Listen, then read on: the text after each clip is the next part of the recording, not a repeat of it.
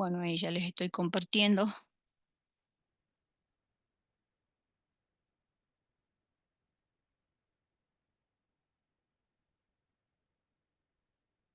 la pantalla. Bueno, ahí ya se ven, ¿no? ¿Están viendo? Sí, profe, ya se ve. Bueno, lo que vamos a ver hoy, por eso esta clase no es muy larga. Sí les voy a decir que presten bien atención a lo que vamos viendo, porque si ustedes se han ido dando cuenta, si han seguido las otras clases, habrán visto que ya mucho se basa en lo que nosotros hemos visto en la primera parte. O sea, ya acá aplicamos en los grupos lo que hemos aprendido en la primera parte.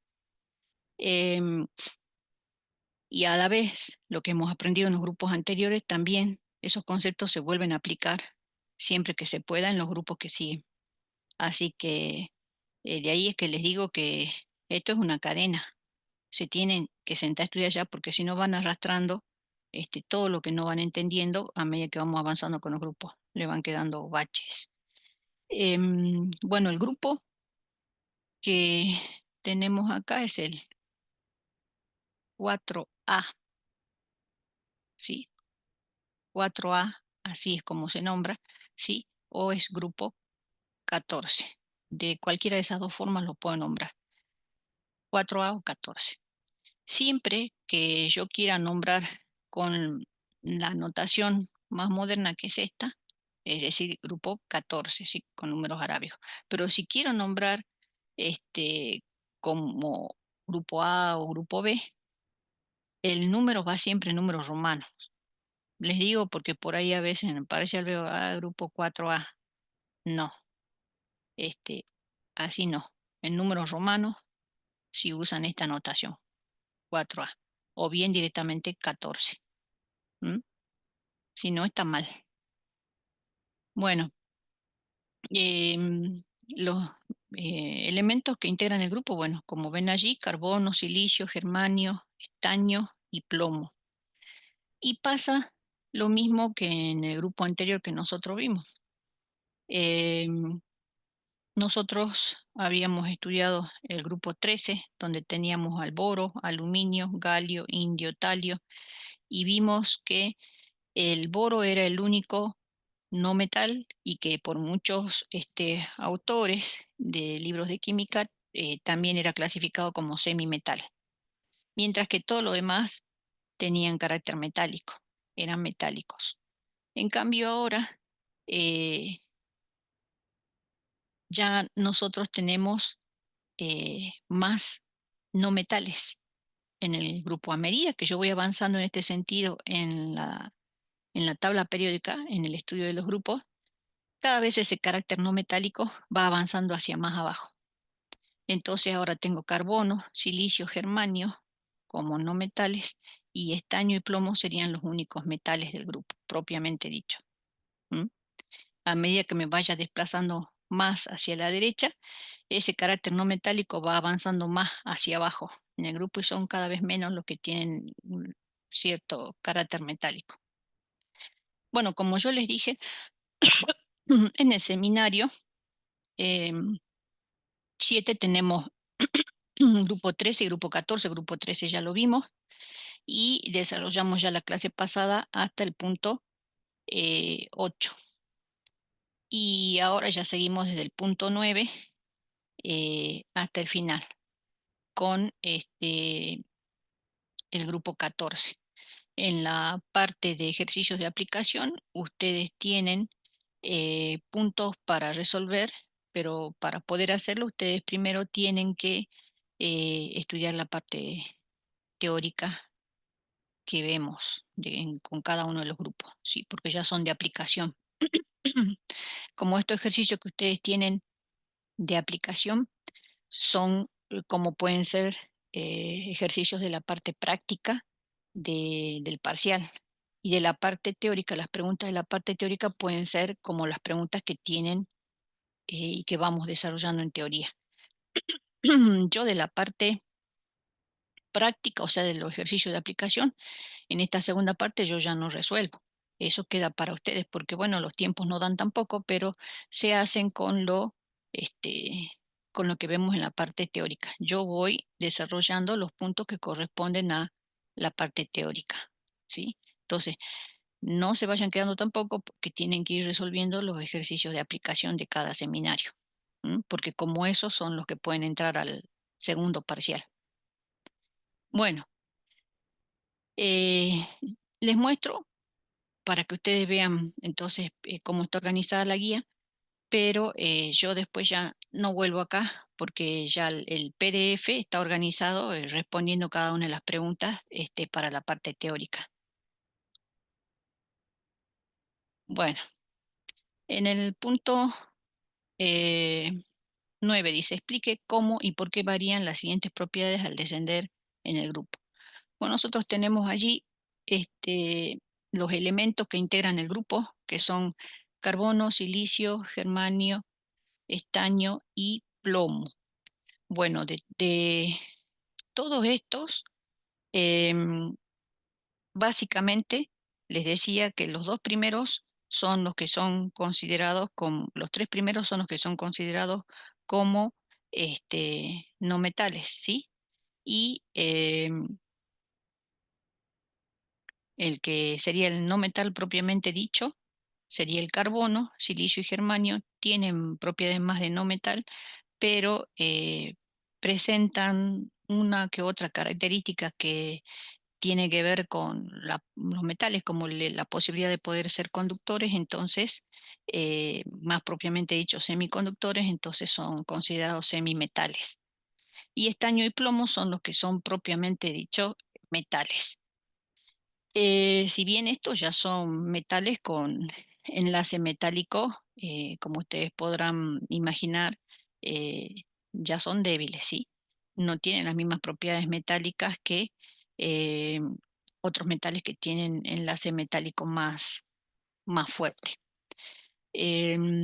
Bueno, en cuanto a los óxidos que ellos pueden formar, comienzo por los óxidos porque el tipo de óxido que forman tiene mucho que ver con su carácter metálico. Nosotros podemos clasificarlos a los óxidos. Ojo, estos óxidos tienen al elemento trabajando con qué estado de oxidación. Esta sería la fórmula general del óxido, no es para cualquier óxido. ¿Con qué estado de oxidación está trabajando acá el elemento? Si me queda oxígeno 2.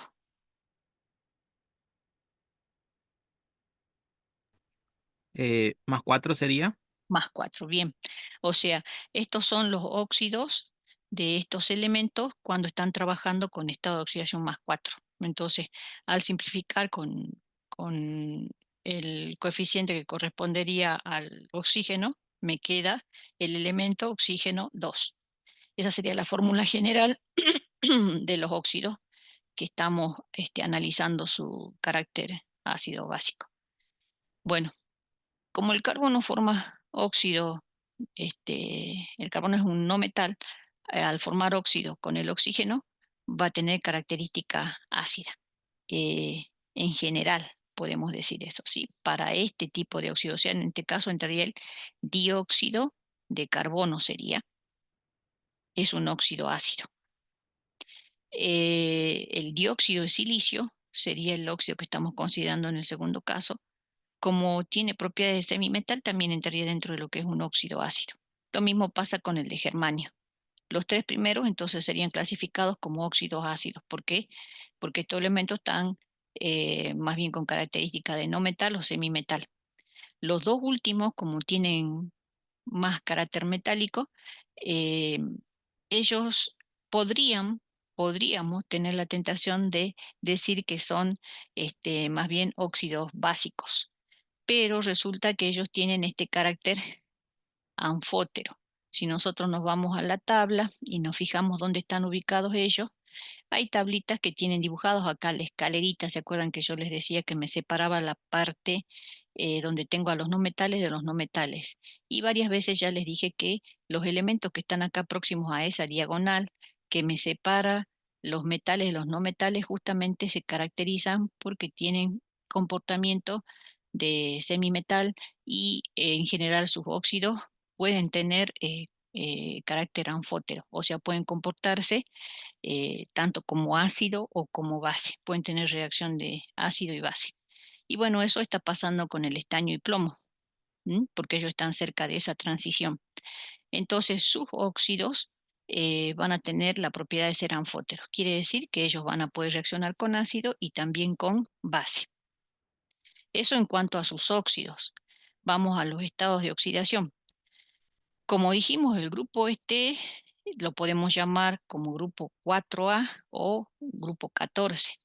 Y habíamos dicho ya antes que el estado de oxidación más común del grupo coincide con el número el estado de oxidación coincide con el número de grupo.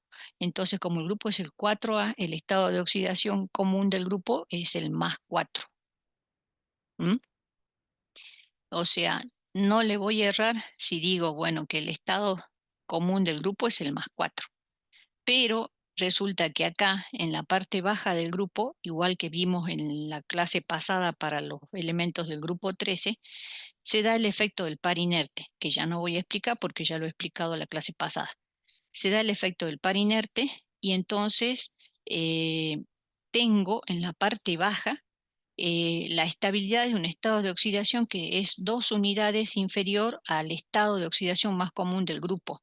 Y eso tiene que ver con el hecho de tener un par inerte, o sea, un par de electrones que están en los orbitales S de la capa de valencia, que no son pasibles de participar en la formación de enlace. Entonces, por eso se les llama par inerte. Y eso hace entonces que al no participar me disminuye el estado de oxidación con el que puede trabajar ese elemento eh, cuando forma enlace, o sea, cambia su estado de oxidación. Por eso, en la parte baja, tiene un estado de oxidación más estable que es más 2 en lugar de ser más 4. Ese estado de oxidación es 2 unidades inferior que el estado de oxidación más común del grupo. Lo mismo pasaba en el grupo 13. En el grupo 13 o 3A teníamos como estado de oxidación común del grupo el más 3. Y en la parte baja teníamos el estado de oxidación que es 2 unidades inferior por efecto del parinete, que es el más 1. ¿Mm? Bueno, ¿qué particularidad se da con respecto a estos estados de oxidación? Normalmente el estado de oxidación de grupo suele ser más estable en la parte superior del grupo. Entonces, el estado de oxidación más 4 tiene mayor estabilidad en la parte superior del grupo y el estado de oxidación más bajo en la parte inferior como consecuencia del efecto del par inerte. Eso va a hacer, por ejemplo, que alguno de ellos puedan comportarse como agente oxidante o agente reductor, dependiendo de en qué estado de oxidación está trabajando. Veamos. Em, por ejemplo, para el carbono, este sería su estado de oxidación más estable, ¿sí? Entonces, si yo lo tengo al carbono acá con estado de oxidación más 2, si esto fuera el estado inicial en el que lo tengo, ese, al no ser su estado de oxidación más estable, él va a tener tendencia a pasar a su estado de oxidación más estable, que es el más 4. O sea, le está aumentando el estado de oxidación. O sea, acá, ¿qué le estaría pasando? ¿Se oxida o se reduce? Si le aumenta el estado de oxidación, tiene tendencia que a oxidarse o a reducirse.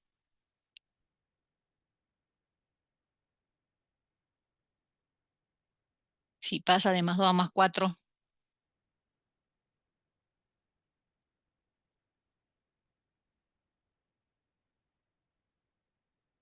¿Se reduce? se oxida, Al revés. se oxida. ¿Eh? Siempre que aumente el estado de oxidación a un elemento en alguna transformación, se está oxidando. Se está oxidando.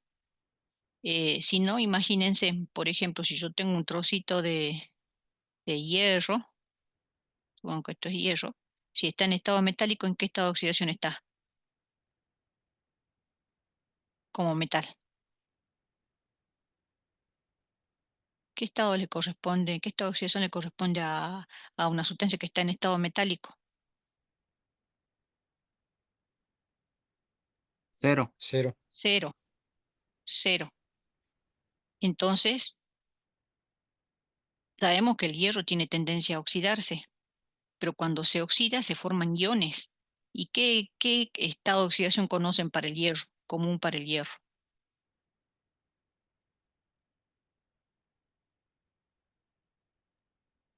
Más 2 puede ser. Hierro más 2, hierro más 3. Esos son los estados de oxidación comunes del hierro. Entonces quiere decir que este hierro metálico va a tener tendencia a pasar a alguno de esos. Ven que aumenta. Bueno, cuando se forman estos iones, quiere decir que se oxidó. Se oxidó. ¿Mm? Entonces, cuando se aumenta el estado de oxidación, se está oxidando. ¿Mm? Algo a lo que le aumente el estado de oxidación, se oxidó. Entonces, se oxida. Y si se oxida, ¿qué tipo de agente es cuando está en este estado? El carbono. Si tiene tendencia a oxidarse, él va a ser agente, Reductor. Reductor. agente reductor. Entonces, debido a la estabilidad que tiene con el estado de oxidación más 4, es agente reductor el carbono con estado de oxidación más 2. En ese estado de oxidación es agente reductor. ¿Por qué? Porque él tiende a oxidarse y entonces va a tender a reducir a otro. En cambio, el plomo, si hacemos ese mismo análisis para el plomo tiene este estado de oxidación más estable. Entonces, si yo inicialmente lo tengo en este estado de oxidación, inicialmente, ¿qué va a tener tendencia a hacer él? A pasar a este estado de oxidación. Entonces, él va a tender a pasar de más 4 a más 2. Le disminuye el estado de oxidación, o sea, ¿qué le está pasando? ¿Se oxida o se reduce? Si le disminuye el estado de oxidación, le pasa lo contrario que acá, Se reduce. Se reduce. se reduce. Y entonces, si él se reduce, ¿qué sería el agente Oxidante. Oxidante. oxidante? ¿En qué estado de oxidación?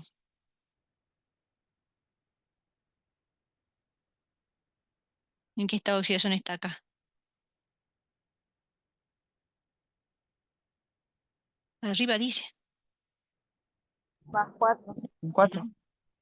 Entonces, el plomo en estado de oxidación más 4 es agente oxidante y va a tener tendencia a pasar a estado de oxidación más 2. Bueno, ven que analizar el estado de oxidación más estable según su posición en el grupo de los elementos, podemos establecer si puede comportarse como agente oxidante o agente reductor cuando se encuentra en algún estado de oxidación en particular. ¿Mm? Eh, entonces yo les pregunto, supongamos que para el carbono yo tengo estos dos óxidos. Estos se conocen los dos, son famosos. ¿Este cómo se llama? Monóxido de carbono. Óxido de carbono. ¿Y este? Dióxido de Dióxido de carbono. Dióxido de carbono. ¿En qué estado de oxidación está trabajando en cada uno? En el primero, ¿en qué estado de oxidación está trabajando el carbono? Con 2. Con más 2. ¿Y acá? Con más 4. Más 4. Más 4. ¿Cuál de estos dos óxidos del carbono entonces es agente reductor?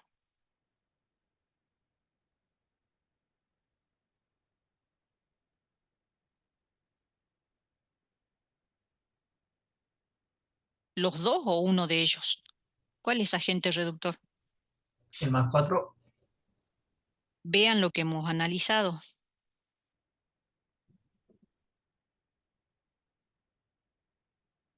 El monóxido de carbono, El porque monóxido. el carbono pasa de más 2, se oxida con el octavo de oxidación más 4 en el dióxido de carbono. Sí, acá lo tienen escrito. ¿Sí? El carbono en estado de oxidación más 2 es agente reductor. ¿Por qué? Porque él tiende a pasar a más 4. Porque este es su estado de oxidación más estable. Entonces, si yo tengo estos dos compuestos de carbono que son muy famosos, participan mucho en las reacciones químicas, ¿cuál es el único que me sirve como agente reductor de ellos dos? El monóxido. Lo voy a poner con eso. Este es agente reductor. Este no. ¿Por qué? Porque ahí el carbono está en su estado de oxidación más estable. O sea, él no va a tender a pasarse al estado más 2. Ahí es donde se quiere quedar. ¿Mm? Entonces, agente reductor es el monóxido de carbono y no el dióxido de carbono. ¿Mm? Lo mismo podría escribirle acá los óxidos de plomo más 4 y plomo más 2. ¿Cuál va a ser el agente oxidante?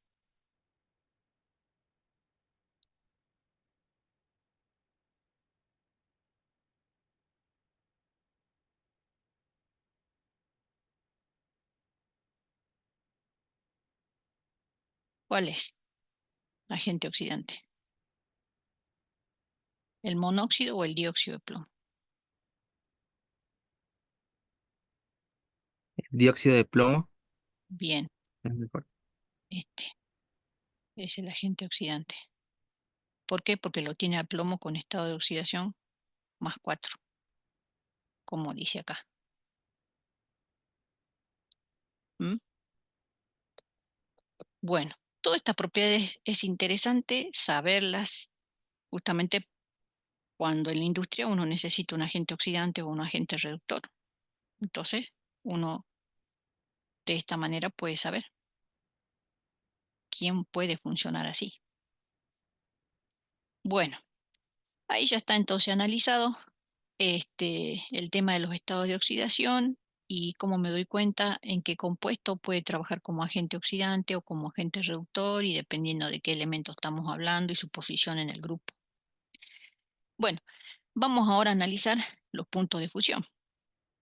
Para analizar los puntos de fusión, nosotros tenemos que ubicarnos de nuevo en el carácter metálico que tienen ellos, ¿o no? Hemos dicho que los tres primeros tienen más carácter no metálico, por eso forman óxidos ácidos. Si bien hay dos que se comportan como semimetal, porque podemos hacer que en determinadas condiciones conduzcan. Ya hemos visto nosotros qué son los semiconductores y cómo podemos hacer que ellos conduzcan. Entonces, eh, podemos lograr eso, pero no dejan de ser no metales, entonces forman óxidos ácidos. Para analizar los puntos de fusión tenemos que ubicarnos en qué tipo de sólidos son. Y eso, la mayoría, hablando de eso, la mayoría no se ha sentado a estudiar eso para el parcial. Ahí, en esa parte, podría decir que casi todo el mundo no sabe tipo de sólido, no sabe enlaces intermoleculares. Si no lo saben, se tienen que sentar a estudiar porque no es que eso ya pasó. Eso lo vamos a seguir estudiando grupo por grupo y cuando lleguemos a orgánica lo vamos a seguir usando más todavía. Y si ustedes lo siguen sin usar, si ahora han pasado por el colador, en el segundo parcial no van a pasar. No van a pasar porque no van a poder explicar. Ya están viendo que acá vamos usando eso. Si ustedes no se sientan a estudiarlo por más que hayan aprobado el parcial, ahí en el segundo parcial ya van a caer. ¡Pum! ¿Sí? Así, van a caer. Y no le estoy amenazando, le digo la verdad, porque ¿cómo van a explicar esto si ustedes no estudian sólido? ¿Cómo van a explicar esto si ustedes no estudian enlace intermolecular? Y ojo, que lo vamos a seguir usando y mucho más cuando lleguemos a orgánica, ¿eh? Así que, si aprobé, me voy a sentar a estudiar enlaces intermoleculares y tipo de sólidos, porque si no en la segunda parte, ahí ya no voy a pasar. Aclarado, ¿eh? Este, bueno, y va para todo, ¿eh? Porque hasta lo que han aprobado, eso es lo que menos sabían. Bueno, em, para analizar los puntos de fusión, supongamos que ustedes me rinden esto. ¿Cómo van a aplicar puntos de fusión si no saben ni qué es un sólido recovalente ni remetálica? No, no lo saben. ¿Cómo me van a explicar? ¿En el parcial o en un final? No pueden. ¿M? Para que vayan viendo que si estoy rengo en eso, me tendré que sentar a estudiar. Los tres primeros son de red covalente. ¿Lo ven? Los tres primeros. Carbono, silicio y germanio tienen una red tipo diamante. Ahí lo tienen dibujado. O sea, cada átomo está unido a otros 4 átomos de la misma especie en esa red covalente. Los tres tienen red tipo diamante y es una red covalente. ¿Por qué? Porque los átomos de carbono que están acá, o de silicio o de germanio, están unidos a otros 4 átomos del mismo tipo por enlace covalente. En esta red covalente hay puro enlace covalente. ¿Mm? En el TPL4 ahí la mayoría tiene mal eso, porque cuando le pedía tipo de sólido me ponían eh, compuesto iónico. ¿Qué compuesto iónico? Eso es un sólido iónico. Metal no, sólido metálico. Este, enlace covalente con enlace intermolecular. No, sólido molecular. ¿Eh? Todo eso me daba la pauta de que no estudiaron sólido. Bueno, o sea, no saben ni las propiedades. Porque si es recovalente, tengo que pensar que todo esto tiene propiedades tipo diamante, o sea, puntos de fusión altísimos. Miren los valores, ¿eh? Pero fíjense en que aumentan hacia arriba. Eh, puntos de fusión altos que son insolubles, no conductores, eh, duros. Bueno, todo eso eh, lo tengo que saber porque si son de recovalente, tengo que saber qué propiedades están asociadas al tipo de sólido. ¿Mm? Cuando tomo esto en el segundo parcial, si yo les pido que me expliquen cómo varía el punto de fusión, ustedes me van a tener que hacer referencia a las propiedades y me van a tener que hacer referencia al tipo de sólido y a la estructura que tiene. Entonces, ¿por qué tienen estos valores altos, estos tres primeros? Porque son sólidos de red covalente. Tienen una estructura similar a diamante. ¿Qué enlace los vinculan? Puro enlace covalente, o sea, enlace interatómico que son fuertes. No hay acá enlace intermolecular porque no forman moléculas, sino es una red covalente. Ahora, hilamos un poquito más fino. ¿Por qué, si todos son de red covalente, el punto de fusión me aumenta hacia arriba? Porque cuando yo tengo enlace covalente, y escuchen bien, eh, cuanto más chiquito sea el átomo, es más fuerte el enlace. Entonces, hacia arriba, si voy del germanio al carbono, todo esto recovalente, voy a tener un enlace más fuerte porque disminuye el tamaño. Esa es la razón por lo que acá aumenta el punto de fusión, aunque todos sean de recovalente. Ahora vamos abajo. Estaño y plomo dijimos son metales. Entonces, ¿qué tipo de sólidos son? Son metálicos, red metálica. Em, si bien ya nosotros hemos visto los tipos de red metálica que eran BCC, FCC, HCP, pero depende, hemos visto también que pueden tener defectos, y esos defectos incluyen vacancias, distorsiones. Bueno, en la realidad son defectuosas las redes. Entonces, cuando ustedes investiguen, por ejemplo, acá para el estaño, lo que van a encontrar que es una red cúbica, para el plomo también es red cúbica, ambos son compactas, pero la del estaño es distorsionada. Em, bueno, en función, entonces, a que a mí me variaba la fuerza, digamos, el punto de fusión cuando tenía una red metálica.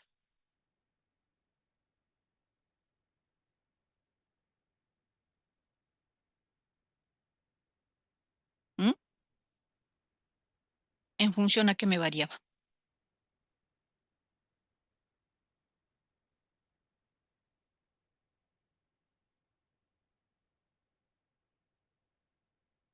En función de la fuerza del enlace metálico.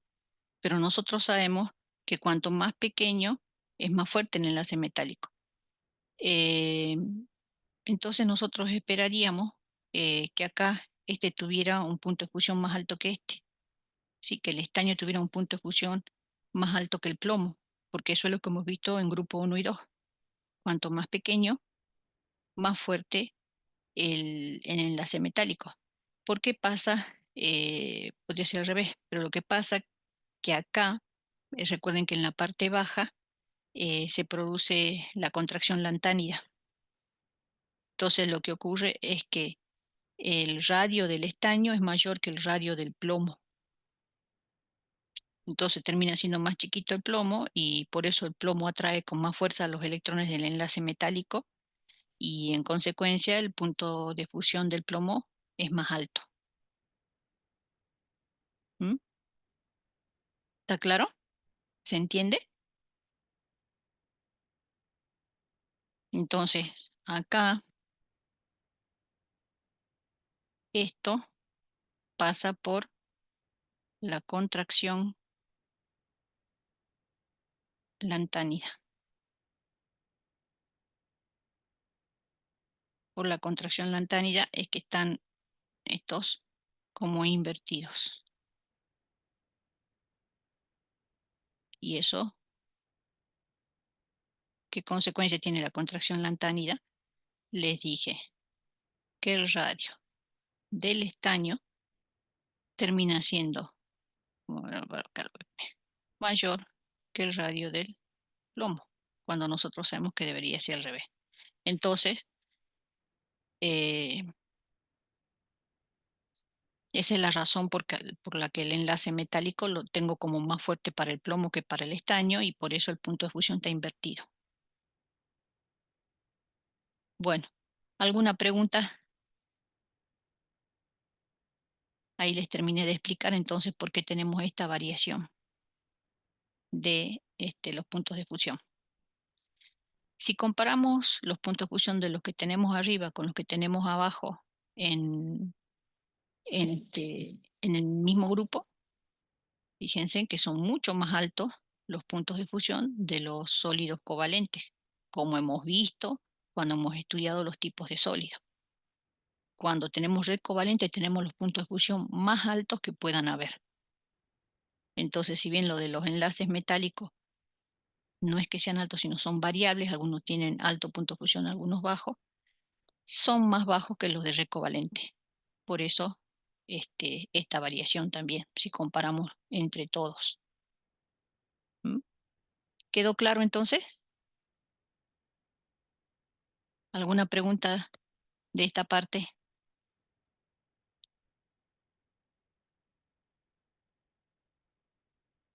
Bueno, si no hay pregunta, quiere decir que van entendiendo. Después, ojo, que cosas que no están escritas, después yo pregunto, ¿no? En el parcial o en el final. Entonces, si no se entendió, pregúntenme. Bueno, vamos a a la otra página. Bueno, tenemos acá una tablita que me muestra energías de enlace. Carbono-carbono, silicio-silicio, germanio-germanio, estaño-estaño. Pero del enlace simple. Está dibujada una sola rayita porque es enlace simple, covalente simple. Fíjense en cómo varía la fuerza. Es mucho más fuerte el enlace carbono-carbono que los otros, pero mucha diferencia. 355 contra 209 del que sigue, 167 el que está más abajo y 155 el que está más abajo.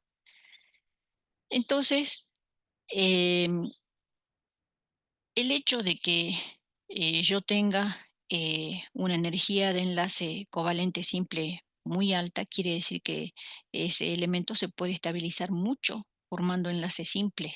En este caso sería carbono-carbono. Y como ocurre eso, el carbono tiene tendencia a concatenar.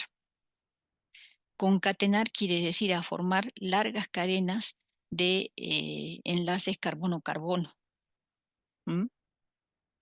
Y si nos guiamos por ese concepto, entonces miramos esa tablita que me muestra las energías de enlace silicio-silicio, germanio-germanio, estaño-estaño. Podemos decir entonces que esa tendencia a la concatenación, o sea, a enlazarse por enlace simple formando largas cadenas de esos mismos átomos enlazados unos a otros, va disminuyendo a medida que voy más abajo hacia el grupo. Y de hecho, el carbono es el más concatenador de toda la tabla periódica. ¿Mm? Es el más concatenador. Eso quiere decir que puede formar compuestos con una cantidad grande de átomos de carbono enlazados todos como cadenas, ¿sí? De enlace simple. ¿Por qué? Porque puede estabilizarse perfectamente así porque tiene un enlace carbono-carbono de mucha energía. Es tan favorecida la concatenación en el carbono que da origen a otra química, que es la química orgánica, o sea, la química del carbono. Y acá esto así a modo informativo, porque después sí ya lo vamos a ver. En química orgánica van a ver que el carbono puede tener cadenas abiertas, cadenas cerradas, cadenas abiertas formando hidrocarburos, por ejemplo, con cadenas lineales, que sería de este tipo, o ramificados, donde tenemos átomos de carbono también enlazados, formando ramificaciones, no solamente una cadena. Y también pueden formar largas cadenas de átomos de carbono enlazados entre sí por enlace covalente, pero cerradas. Entonces, así tenemos, por ejemplo, compuestos que entran dentro de los aromáticos y tenemos los alicíclicos. Esto lo vamos a ampliar después ya cuando lo veamos. Era simplemente para mostrarles un pantallazo de lo que puede pasar con el carbono gracias a esa fuerte energía del enlace carbono-carbono. Es consecuencia de eso. Bueno, el carbono tiene eh, formas polimórficas. Nosotros podemos hablar de alótropos y de polimorfos. En este caso, y después hablaremos de lo que son alótropos, los polimorfos se caracterizan porque yo puedo tener átomos de un mismo elemento enlazados entre sí. eh, Puedo escribirle, por ejemplo, la misma fórmula y sin embargo presentan distintas estructuras. Por ejemplo, en el caso del carbono, en las formas que yo lo puedo encontrar, puedo tener muchos átomos de carbono enlazados entre sí. Ya hemos visto que tiene tendencia a hacer eso porque está favorecido energéticamente el enlace carbono-carbono, pero puede hacerlo de diferentes, formando diferentes estructuras. Por eso decimos que presenta formas polimórficas, poli, o sea, muchas formas de enlazarse esos átomos de carbono, dando lugar a diferentes tipos de estructuras. Entonces, en función de cómo sean las estructuras de estas formas polimórficas del carbono, es que va a presentar diferentes propiedades. En esta tablita están resumidos los polimorfos del carbono, ¿eh? El grafito, el diamante, que son los que aparecen mucho más en los libros de química, pero también el fullereno, que es como suele aparecer escrito en la mayoría de los libros, y el grafeno. En cuanto a la estructura, acá tienen representado cada uno de ellos. El grafito es este que está acá. Su estructura está formada por láminas de hexágonos, donde en los vértices de esos hexágonos tengo átomos de carbono enlazados, eh, dando lugar a esos hexágonos y a su vez esas láminas están vinculadas por enlaces de Van der Waals. ¿Mm?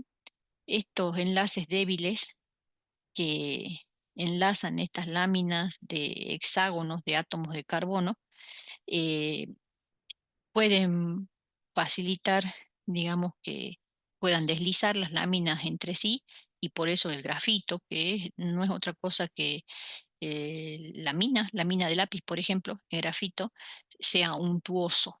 ¿M? El hecho de que estos enlaces Van der Waals existan entre láminas le da esa propiedad de untuoso. El grafito es conductor, porque yo puedo hacer electrodos para hacer electrólisis con esas minas de lápiz, con barras de grafito.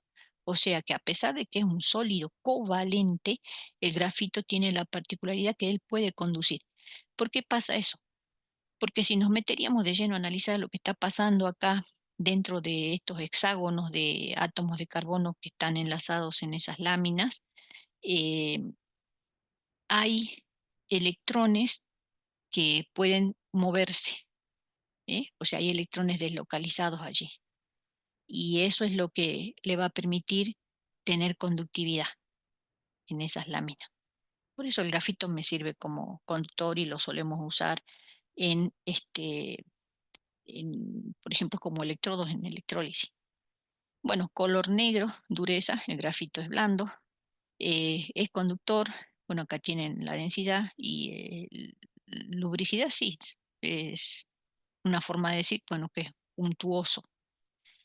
En el caso del diamante, también acá tenemos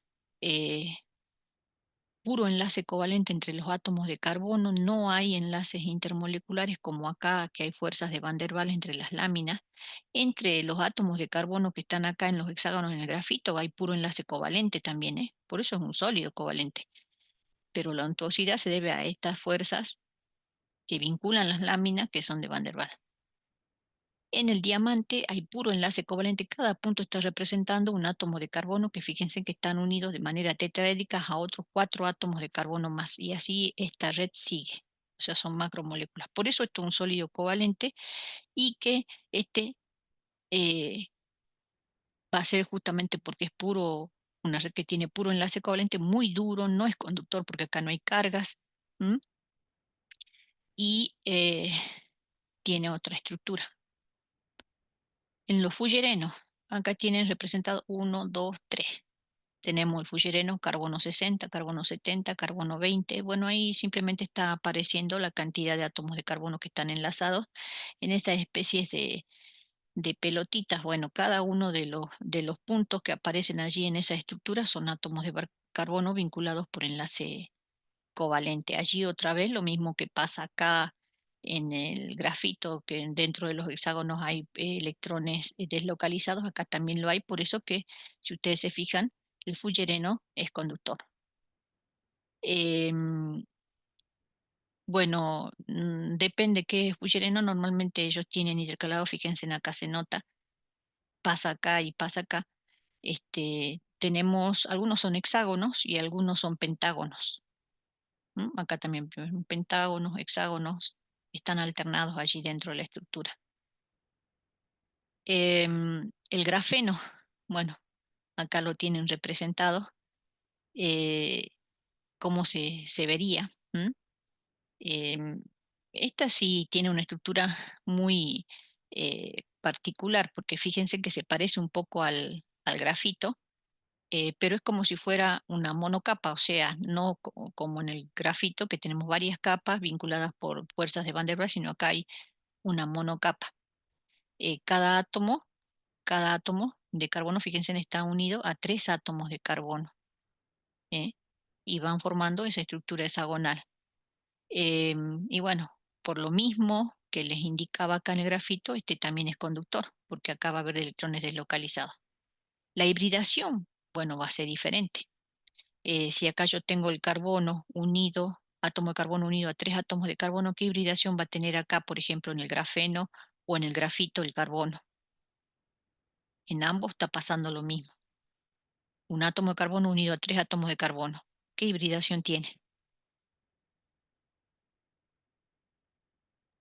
SP2. sp2. Y acá en el diamante tengo un átomo de carbono unido a 4 átomos de carbono.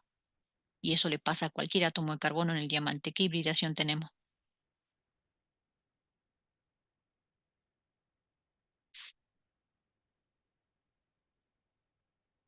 SP3. sp3.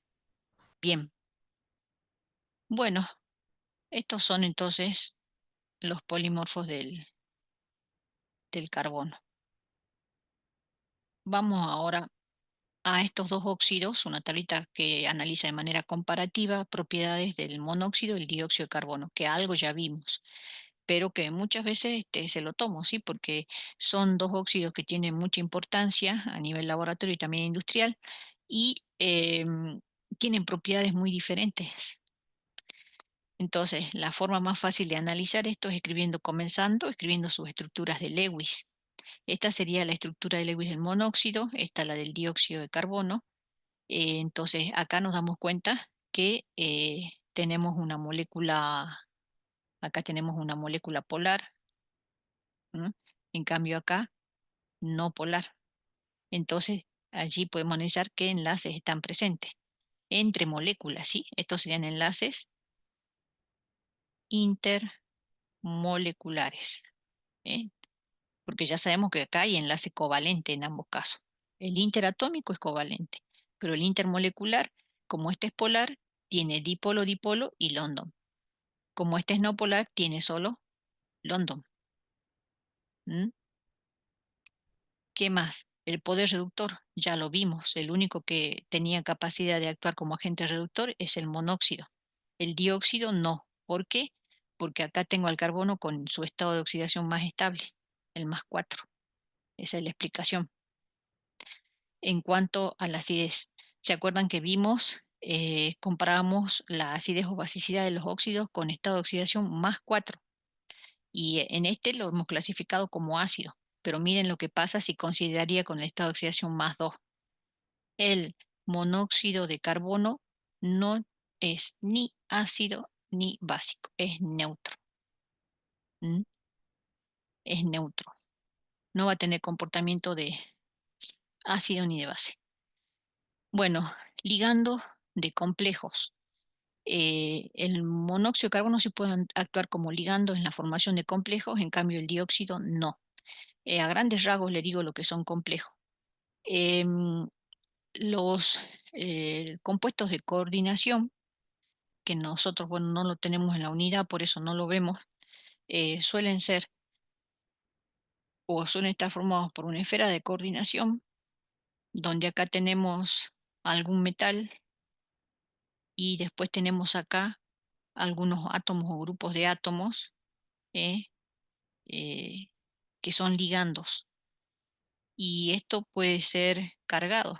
Por ejemplo, puede ser un anión y entonces acá va a haber un, un catión. O sea, tiene la estructura de una sal. Lo que pasa que son complejos, porque fíjense en cómo tiene metido acá un metal. Esto sería el ion complejo. Y esto sería el compuesto de coordinación. ¿Mm? Esto tiene una estructura donde tengo el ion metálico central, que sería este, y a este tengo enlazado, supongamos así,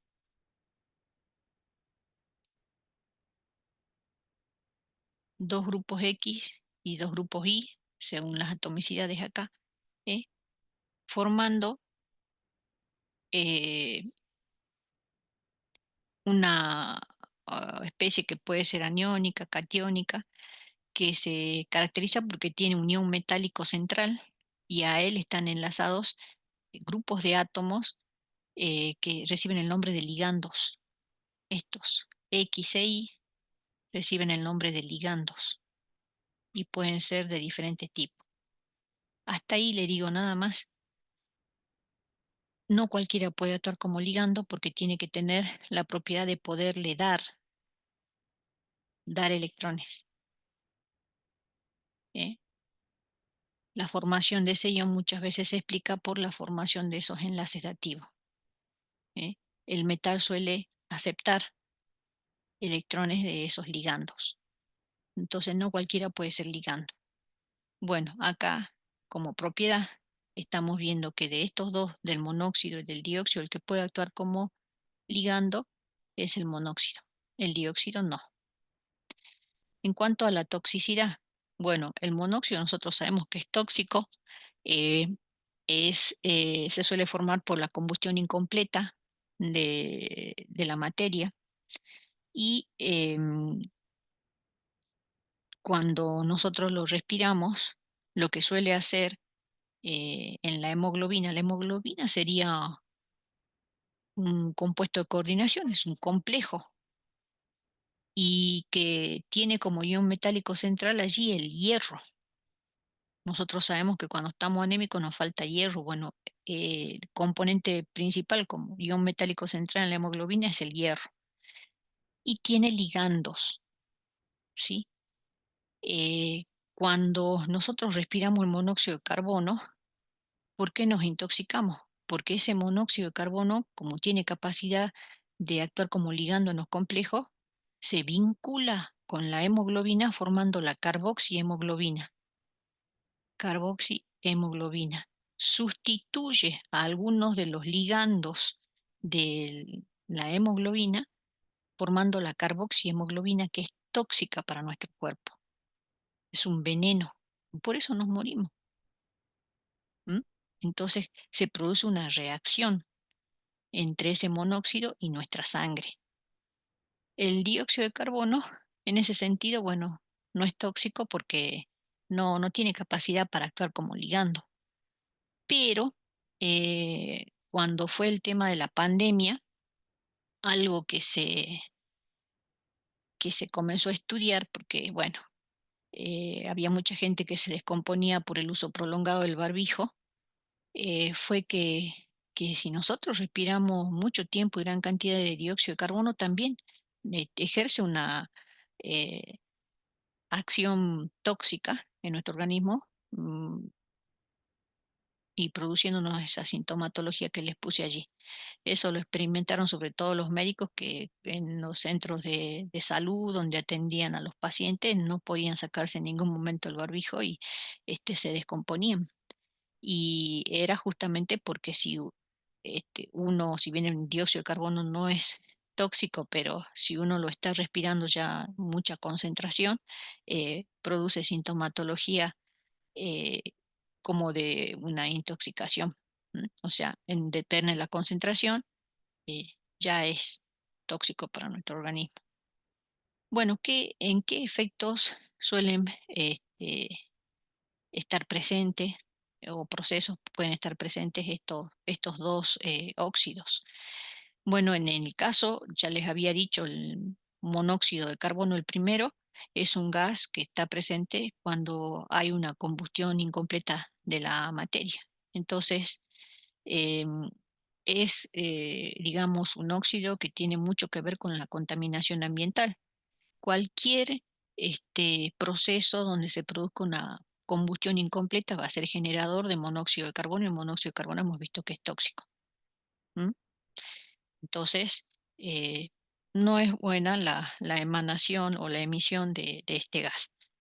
Eh, en cuanto al dióxido de carbono, a nivel, digamos, ambiente, también puede tener su efecto negativo, que es conocido como efecto invernadero, que consiste en el calentamiento de la Tierra como consecuencia de que se produzca una alta concentración del monóxido de carbono en la atmósfera. Él hace como de un colchón de dióxido de carbono, evita que la Tierra pueda liberar calor, ¿eh? El calor que absorbe durante todo el día no lo puede liberar. Ese monóxido de carbono ejerce entonces lo que se conoce como efecto invernadero, la concentración de calor en la Tierra como consecuencia de que mucha concentración de dióxido de carbono en la atmósfera evita que se enfríe la Tierra, podríamos decirlo así. ¿M? Entonces, eh, de allí la importancia, bueno, el tema de la capa de ozono, eh, que evita que llegue toda la radiación a la Tierra, porque encima si tenemos alta concentración de dióxido de carbono, eh, toda esa energía que absorbe queda almacenada en la Tierra y produce elevación de la temperatura. Esa es la razón por la que, por ejemplo, está habiendo eh, un derretimiento de iceberg, modificación de cómo es el ambiente, digamos, en las zonas, sobre todo polares de la Tierra. Hay elevación de la temperatura de la Tierra. Bueno, ¿se entendió hasta allí? Yo este cuadrito muchas veces, a veces se lo tomo, porque también. Bueno, ¿alguna pregunta hasta allí?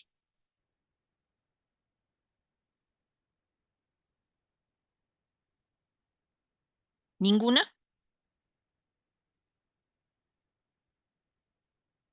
¿Está bien, profe? Bueno, en cuanto a compuestos del carbono, los carburos, básicamente vamos a hablar de tres tipos de carburos. Tenemos, a ver, espérenme un cachito, los saco a mi gato.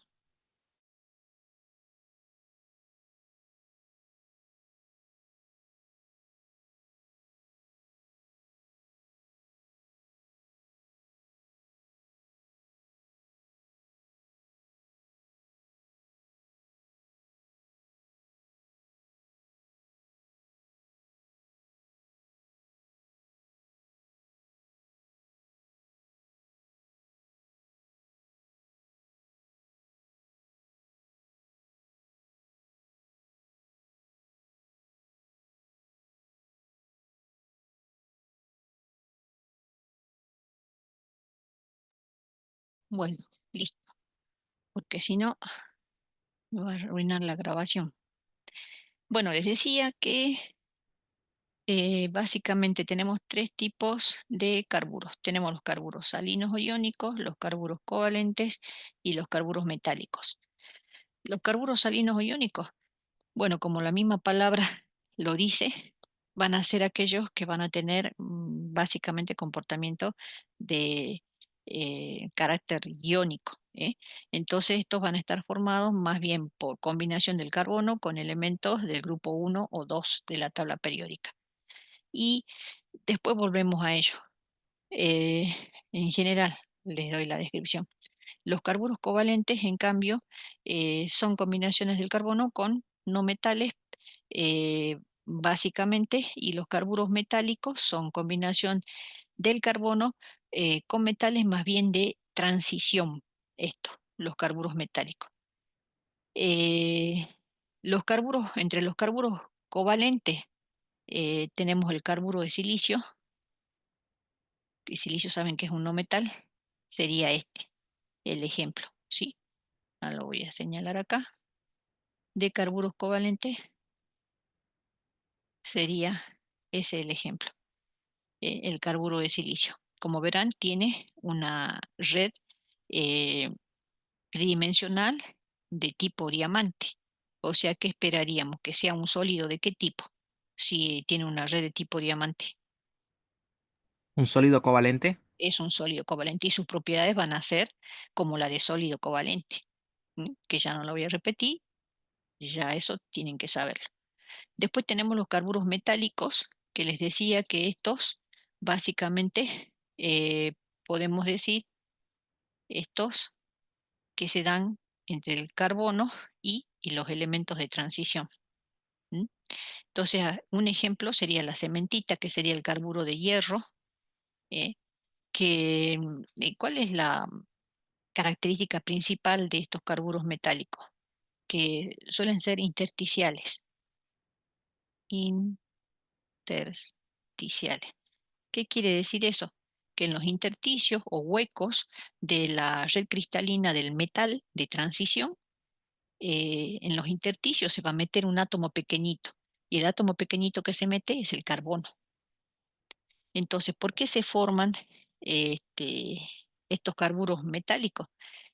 En los intersticios se me mete un átomo pequeño que sería el carbono y se genera el carburo. Estos suelen tener también características como de metal, ¿m?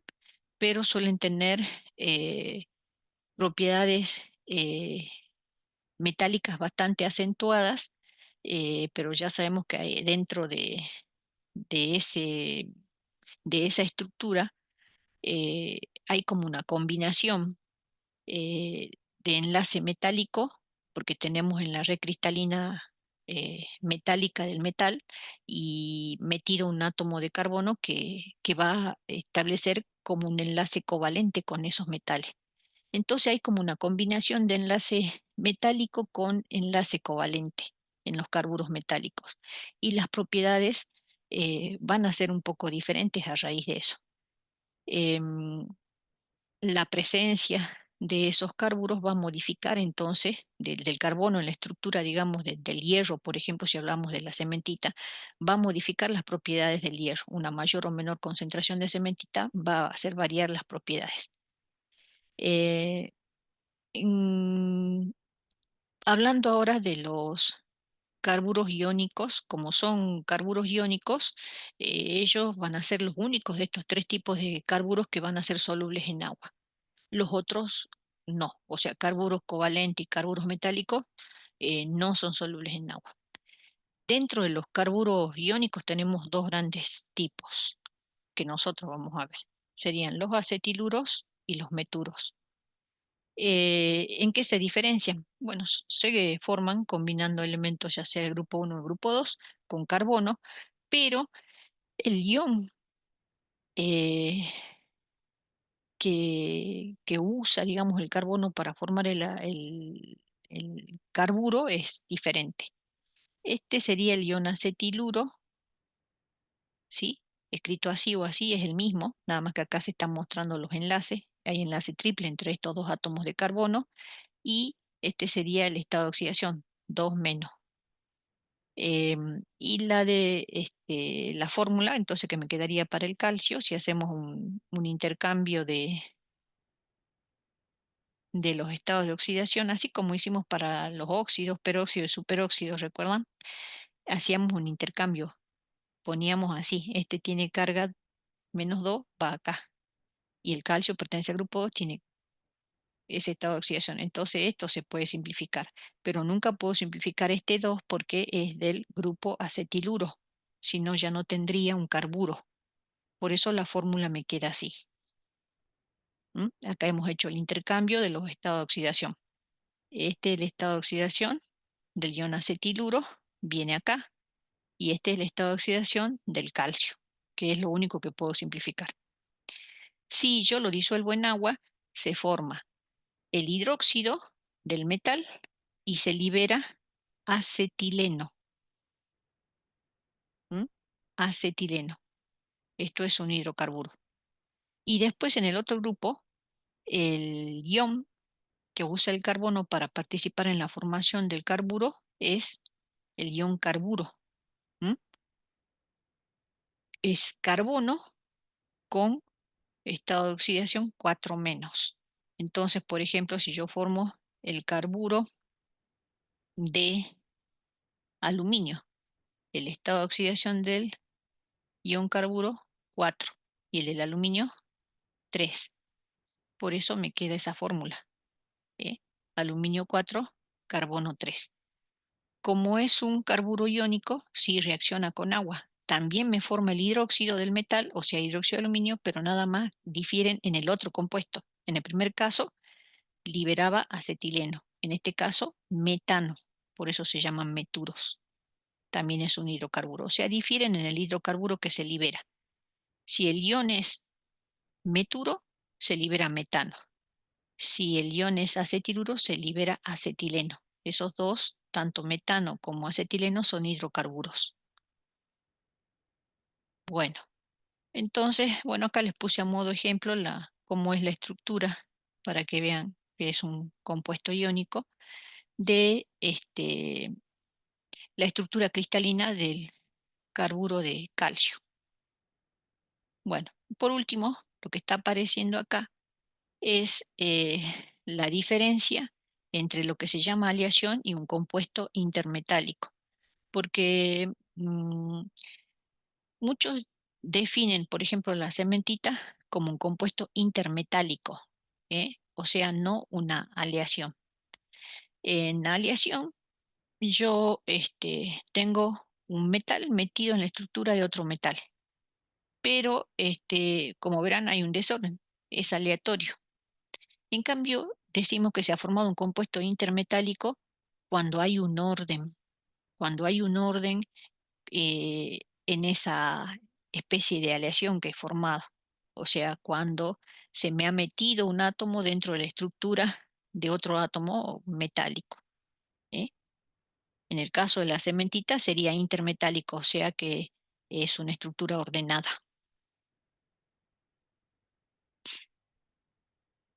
Bueno, eso es lo que vemos con respecto al primer elemento de este grupo. Ahora vamos a hablar un poco del segundo elemento importante de este grupo, que es el silicio. Bueno, lo que le estoy mostrando allí, le digo rápidamente porque después lo pueden ver, este es uno de los métodos que se suele tomar mucho en el final o en el parcial, porque es muy sencillo de explicar. Esta es la forma en que puedo obtener silicio con una pureza muy alta, ultra puro, sobre todo para la aplicación de electrónica, donde se requiere una altísima pureza.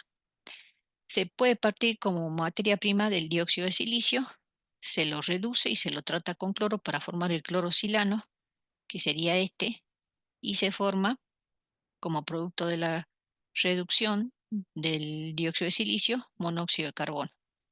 Este clorosilano se trata con hidrógeno, se forma cloruro de hidrógeno y allí termino obteniendo el silicio sólido, Este ya tiene una alta pureza, pero lo necesito mucho más puro todavía para aplicaciones de electrónica. Y eso se logra por un proceso que se llama fusión por zonas. El fundamento de ese proceso es que las impurezas que pueda llegar a tener este silicio obtenido de esta manera eh, tienden a disolverse en la parte que se funde.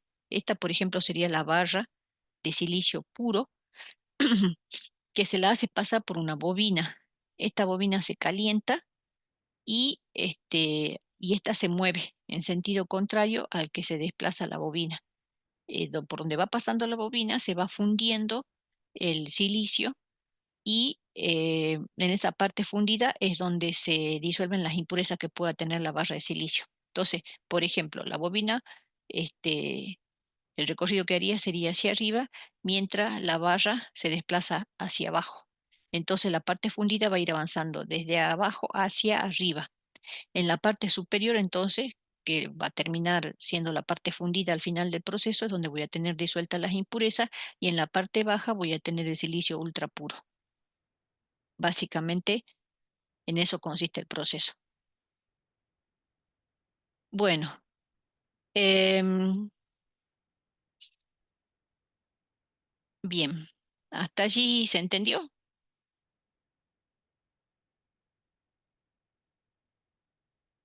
¿Se entendió, chicos? Sí, profe, sí, sí, profe. Bueno, ahora vamos a ver el último puntito que vemos de esta parte, que sí quiero que me presten bien atención porque esto lo suelo tomar mucho en el parcial. Y es sencillo, pero bueno, si no prestan atención, no lo van a entender porque por lo general los libros no lo explican, lo ponen directamente. Yo por lo menos no he encontrado un libro que explique cómo se hace. Entonces presten atención. Bueno, dentro de los elementos de este grupo está el silicio, y el silicio es muy abundante en la naturaleza, como dióxido de silicio y también como silicatos. Los silicatos, digamos, son minerales que son muy, muy abundantes en la corteza terrestre, muy abundantes. Y de allí la importancia, digamos, que los tengamos que estudiar. Básicamente, ¿qué consiste los silicatos? Si hablamos químicamente, los silicatos serían sales. Y acá lo que estamos por estudiar serían los aniones de esas posibles sales. Acá nosotros no vamos a escribir la fórmula completa de esas sales que serían los silicatos, que serían el componente principal del mineral, si que decimos o llamamos silicato, sino que vamos a estudiar cómo se llaman los aniones que forman el silicio con el oxígeno, para dar origen a esos silicatos. Em, bueno, el más sencillo de todos sería la unidad que se está viendo allí, que está formada por un tetraedro, podríamos decir, donde tengo en el centro el átomo de silicio, y en cada uno de los vértices de ese tetraedro tengo un átomo de oxígeno. Esto sería un anión, o sea, esos oxígenos por eso están dibujados cada uno con una carga negativa. Esto así como está no existe solo. Sabemos que, imaginémonos en un compuesto iónico, como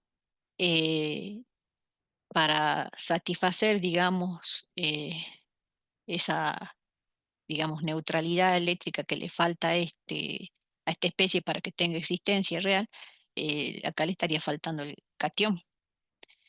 Bueno, por eso acá dice, los elementos que pueden estar acompañando, entre otros, son aluminio, hierro, magnesio, calcio, ¿sí?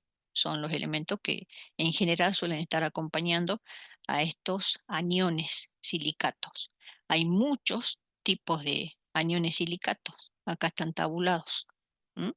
Y en función de cómo se arman cada una de esas estructuras, nosotros podemos sacarles la fórmula mínima a esas estructuras, porque algunas son sencillas, como verán, y otras son más complicadas. ¿Mm? Em, bueno, entonces, ¿qué es lo que me tiene que quedar claro? Me tiene que quedar claro que lo que estamos por ver son los aniones de los silicatos, que la estructura es mucho más compleja, ahí no está completo entre lo que nosotros vamos a ver, sino que vamos a aprender cómo se nombra el anión nada más. Em, bueno, el silicio, él no puede formar enlaces pi. Entonces, eh, se enlaza a estos átomos de oxígenos eh, y, y tienen un electrón desapareado. Y entonces no tienen completo su octeto. Eh, para poder simplificar, digamos, la forma en que nosotros representamos estos aniones, se los suele representar como lo tienen acá, así, porque hacerlo de esta manera, que sería como sería la geometría en realidad, sería muy complicado dibujar sobre todo los otros que le mostré que son más complejos. Entonces, se hace como si se estaría viendo, supongamos este es el tetraedro, el tetraedro, se hace como si se estaría viendo eh, así, de una cara, frontal. ¿M? En el plano, ¿no? Claro, o sea, como que me paro de estas tres caras en medio de una y miro de frente. Entonces termino viendo cómo está acá. En el centro de este tetraedro, en el centro de este tetraedro, yo tengo el silicio, ahí. Y acá en los vértices tengo los oxígenos. Así sería, ¿sí? Entonces, si yo lo miro de este lado, lo miro así, se ve así. Entonces, es como que este queda como superpuesto con este y por eso se ve así. El círculo grande blanco sería el oxígeno, este que está acá atrás. Y el negro sería el silicio, el que yo pinte de verde. Y estos tres son los que se ven de frente, serían estos tres. Entonces, en realidad, mirándolo así, tengo ahí los cuatro átomos de oxígeno. El blanco que está acá y estos tres que están en los vértices. Y el silicio está como superpuesto eh, con el oxígeno que queda atrás. En realidad no están superpuestos, pero se lo ve así si yo miro de esa cara. ¿Está? Entonces, se suele representar así para no tener que hacer esto. ¿Se entiende? Eso necesito que quede claro para que después puedan entender las otras estructuras. ¿Se entendió? Sí, profe, yo sí. Bueno, entonces ahora esta tablita es la que eh, nos permite conocer la clasificación, una de las clasificaciones porque no van a encontrar diferentes, pero bueno, esta podría decirse que es una más general. En la tablita a ustedes le está apareciendo dentro de los silicatos la subclase, o sea, cuáles pueden ser considerados nesosilicatos, sorosilicatos, ciclosilicatos, inosilicatos simples, dobles, fitosilicatos y tectosilicatos. La unidad básica, o sea, esto sería la fórmula mínima que vamos a aprender, cómo se la obtienen, porque no se las estudien de memoria, porque vamos a aprender ahora cómo la sacamos. Y los oxígenos compartidos, ¿por qué? Así como está, esto está inestable, porque fíjense, en acá dice silicio, oxígeno 4 4 menos. Acá hay un menos, o sea, esto es un ión. El ión, así solo, no tiene existencia real. Está acompañado de algún catión. Entonces, eh, así como está, acá no tiene ningún oxígeno compartido.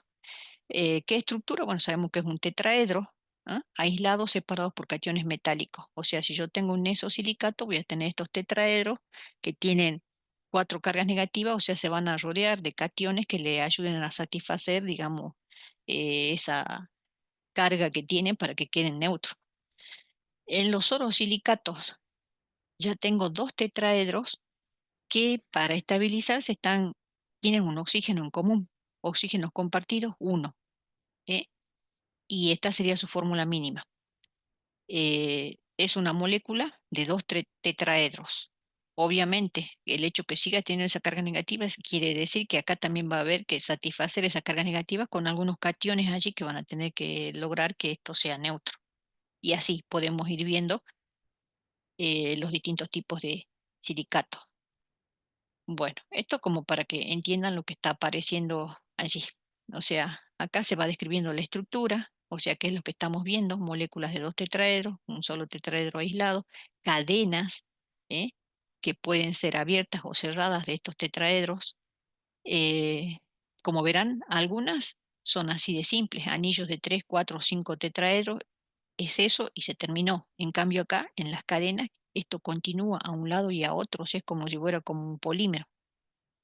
En las láminas puede ser con estructura de láminas y esto también continúa hacia cada extremo.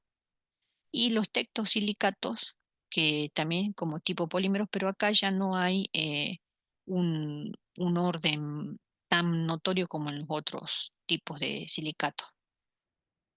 Bueno, nosotros vamos a ver ahora cómo se cuentan, porque esto que tenemos escrito acá no son otras cosas que cuando son muchos los átomos o porque son compuestos iónicos, no tienen fórmula molecular, o sea que lo que vamos a estar escribiendo acá, estos son fórmulas mínimas. ¿Eh? ¿Está? Son fórmulas mínimas. Vamos a ver cómo podemos determinar, por ejemplo, las fórmulas mínimas de estos, ¿eh? Para que ustedes puedan hacerlo. Yo puedo darle en el parcial un ejercicio cualquiera de esto y que ustedes me determinen la fórmula mínima y ustedes no van a poder tener la tablita, o sea, no necesitan saber de memoria eso porque es muy fácil hacerlo directamente desde eh, lo que es la fórmula del anión, representada como lo hemos visto. Bueno, ¿cómo se hace? Ahora sí presten bien atención, ¿eh? Vamos a hacer primero ese.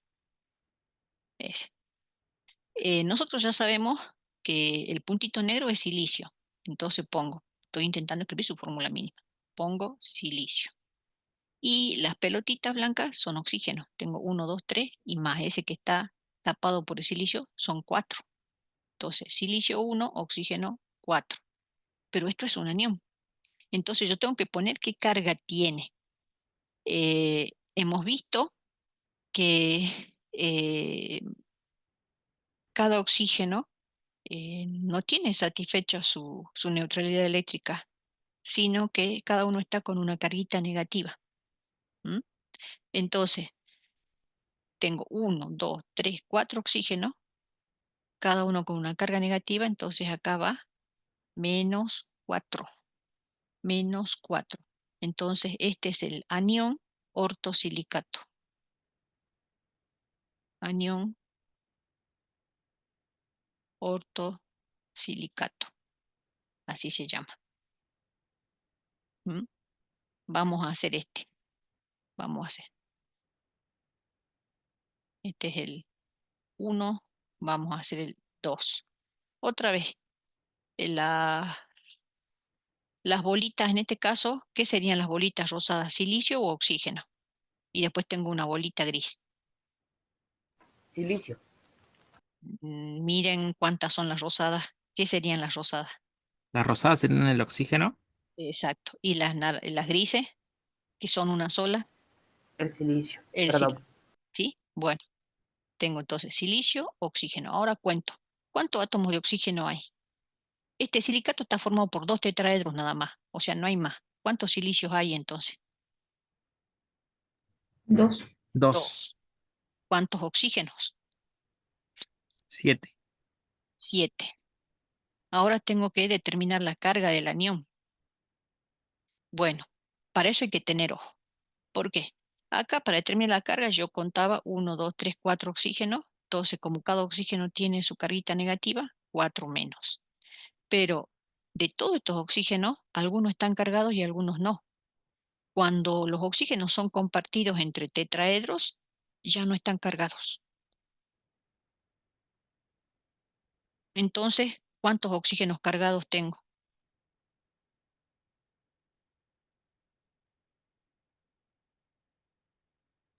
6. 6.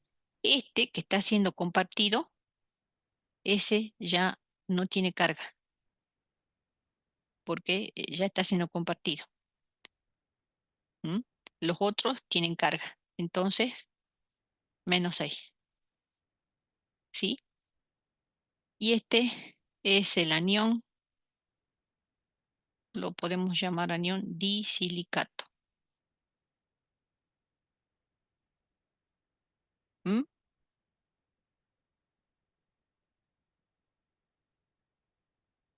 ¿Está?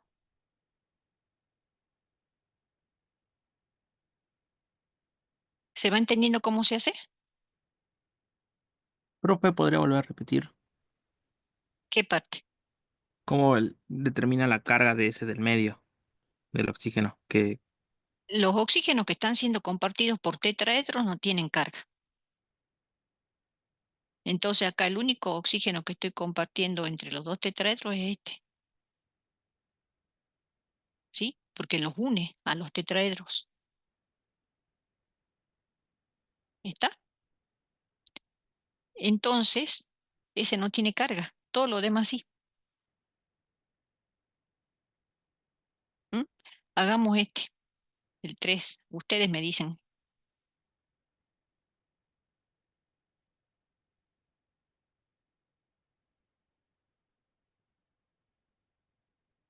A ver, lo hacen ustedes solitos y les doy un minutito. Lo hacen ustedes solitos, cuentan y a ver si lo sacan bien.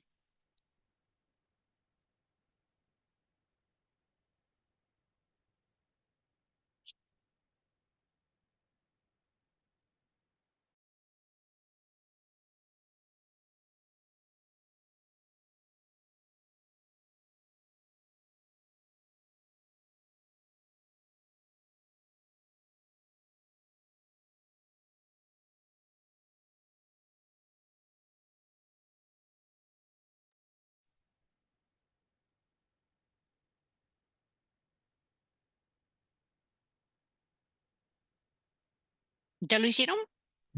3 silicio y 9 oxígeno, ¿puede ser?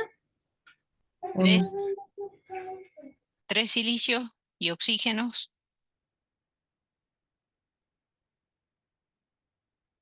Cada 9. 9, porque acá tengo 1, 2, 3, 4, 5, 6, 7, 8, 9. En cada vértice tengo un oxígeno sí o sí. En cambio, en el centro de cada tetraedro tengo un silicio. Hay 3 tetraedros, o sea, hay 3 silicios. Y cuento cada vértice de cada tetraedro hay un oxígeno. Entonces hay 9. ¿Estamos de acuerdo? Hay 9. Ahora el tema es contar las cargas.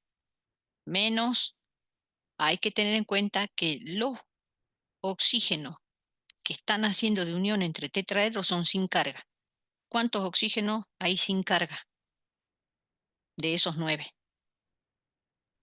6.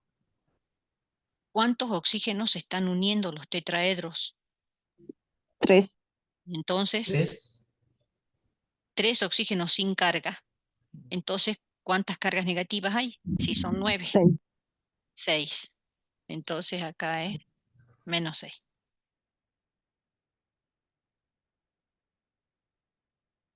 ¿Sí? Bueno, este es un metasilicato.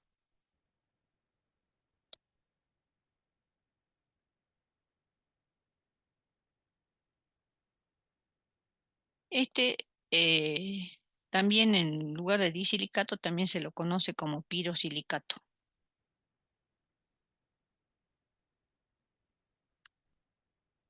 Pirosilicato.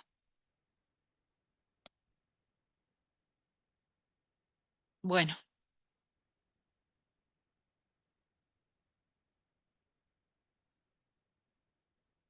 Ahora vamos a ver cómo se hace en estos que son más complejos. ¿Mm? ¿Tengo alguno de cadena? No.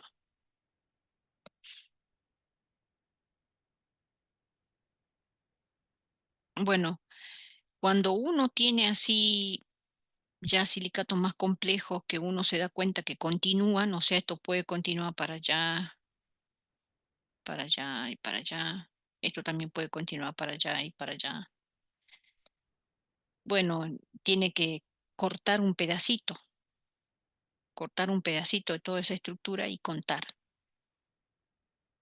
Entonces, nosotros vamos a cortar, por ejemplo,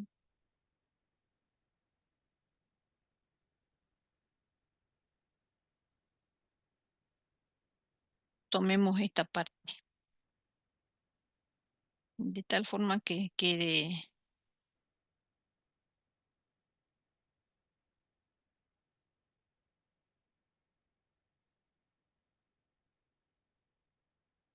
ahí. Voy a tomar estos dos tetraedros. Así voy a cortar.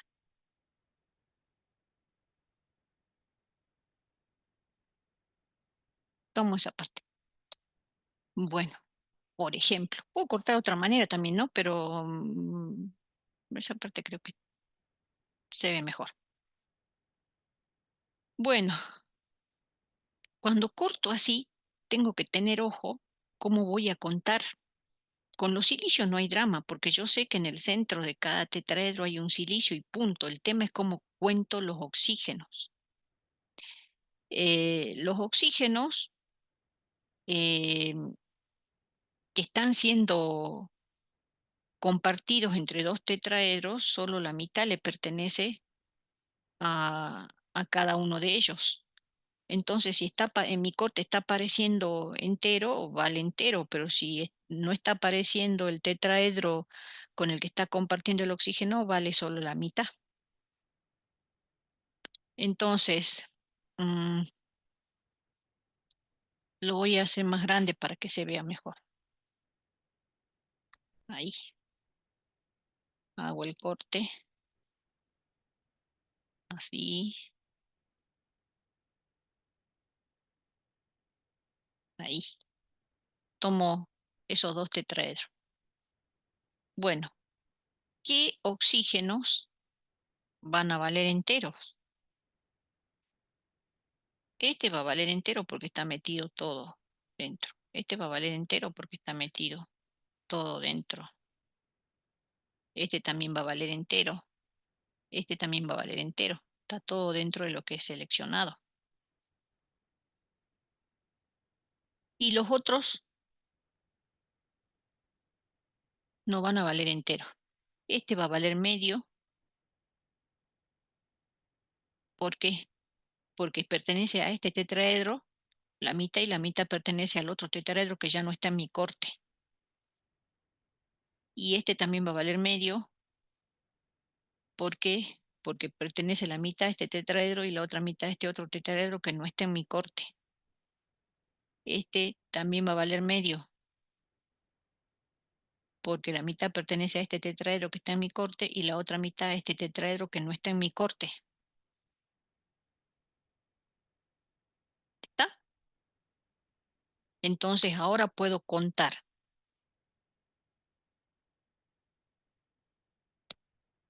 Silicio, oxígeno. ¿Cuántos silicios? ¿Cuántos tetraedros hay en mi corte? Enteros. 2 tetraedros. Entonces, ¿cuántos silicios hay? 2. 2. ¿Cuántos oxígenos? Que ahí ya tienen marcado. ¿Cuánto vale cada oxígeno?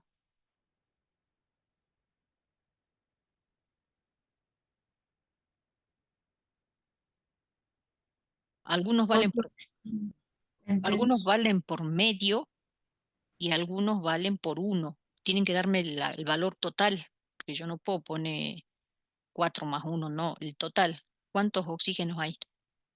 Con coma. 5,5. 5,5. ¿Sí? Tengo 1, 2, 3, 4. Medio más medio, 1, 5. Entonces, 5,5. ¿Está?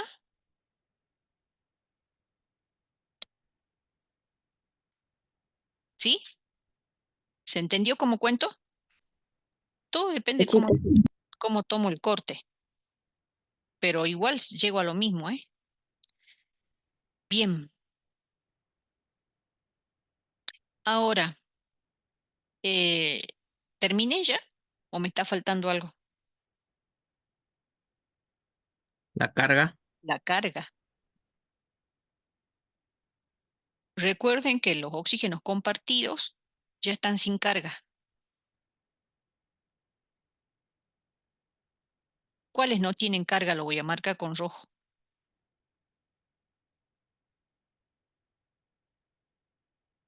¿Los que valen medio tienen carga? No tienen. ¿Tienen o no? No escuché bien.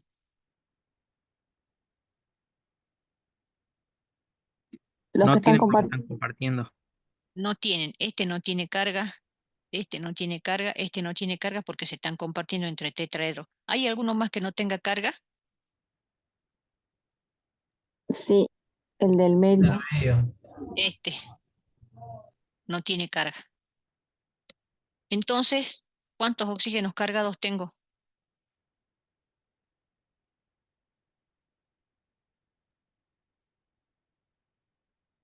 Sería 2,5 cargados. No. Ah, Son no, tres. cargados 3. 3. Es- Entonces es -3 la carga. ¿Sí? Esto es una fórmula mínima, me da la proporción. ¿Yo puedo escribirla de otra manera? Sí. Ustedes la pueden encontrar escrita así o bien, por ejemplo, un múltiplo de esta. Esa, por ejemplo, la podrían encontrar escrita así. Silicio 2, oxígeno multiplicado por 2, ya en lugar de 5,5 sería, perdón, 4. Puedo multiplicar por 2, 4. Y entonces acá me quedaría 11. Y la carga me queda -6. Esta es equivalente a esta. Aclaro porque a veces la pueden encontrar tabulada de manera diferente. Van a decir, no, hicimos mal. No, no hicimos mal. Tienen que fijarse si no es múltiplo. Pero se afecta tanto la atomicidad como la carga. ¿Está? Profe, ¿eso es por el corte? No, ¿Equivalencia? no No. importa. No Ah, importa si yo tomo. Yo podía llegar a esta fórmula. Si yo tomaba 4 tetraedros, iba a llegar a esa. Yo tomé 2 tetraedros, entonces llegué a esta, pero son múltiplos.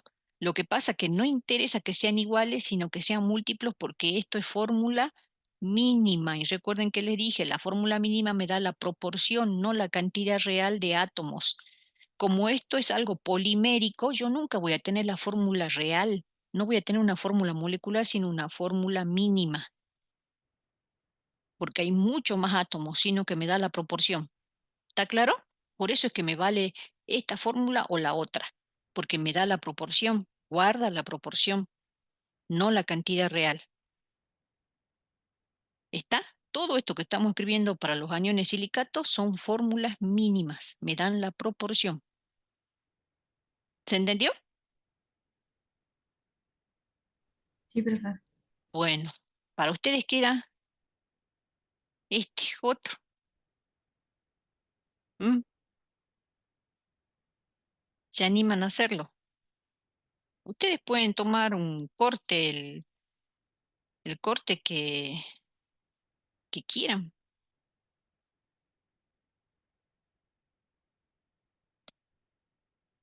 ¿O quieren que les dé el corte y ustedes lo hacen?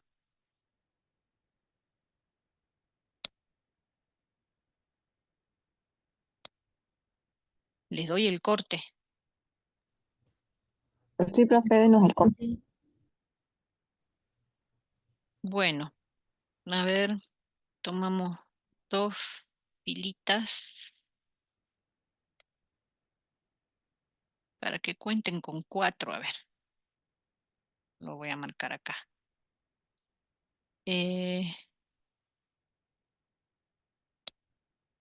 Cortamos acá.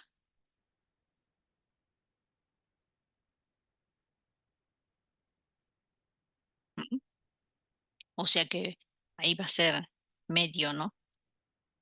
Lo voy a poner un poquito más allá para que lo tomen igual que hice hace rato, si no se va a quedar medio, capaz que lo va a marear. Ahí. Y vamos a tomar 4. Esto, 1, 2, 3, 4. Vamos a tomar hasta acá. Ahí. O sea que estamos tomando 1, 2, 3, 4. 4 tetraedros. Ese corte lo hacen ustedes. ¿Mm? Por supuesto que en realidad si uno quiere ser más estricto como esto sigue, cuando uno obtiene la fórmula le pone un n abajo. O sea, me refiero a que supongamos si no es para este, porque no le voy a poner la que es, pero supongamos que tuviera esta fórmula mínima y acá me da a la -2, pero yo sé que es algo polimérico. Entonces yo voy a poner un n acá y un n acá para indicar que sigue. ¿Sí? Entonces, a la que ustedes obtengan de este, lo van a encerrar entre paréntesis, le van a poner un n y a la carga un n para indicar que esto es grande, que sigue. ¿Sí? Bueno, les queda ese corte. ¿M? Para ustedes. Bueno, por último, me está faltando cuál es la estructura de la sílice. Bueno, esta que se está mostrando acá. Miren, ustedes la fórmula para la sílice o dióxido de silicio es esta. Ustedes dirían, bueno, es una fórmula molecular. No, es mínima. ¿M? Es una red covalente el dióxido de silicio. Por eso lo pusimos como ejemplo red covalente. ¿Y cómo es? Así, esta es la unidad que se va a repetir. El silicio en el centro unido a 4 átomos de oxígeno. ¿Eh? Entonces, tiene infinitos tetraedros que comparten sus 4 vértices en la estructura de la red covalente de la sílice. ¿Mm? Ahora, la sílice presenta polimorfismo dependiendo de las condiciones de presión y temperatura. Puede tener sus distintas variaciones, entonces puede estar en la forma cuarzo, tridimita, cristobalita. ¿Mm? Y acá está como eh, transiciona, digamos, o pasa de una estructura a otra, por eso presenta polimorfismo, en función de las condiciones en las que se encuentra.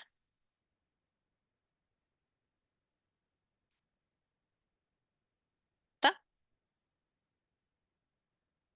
Bueno,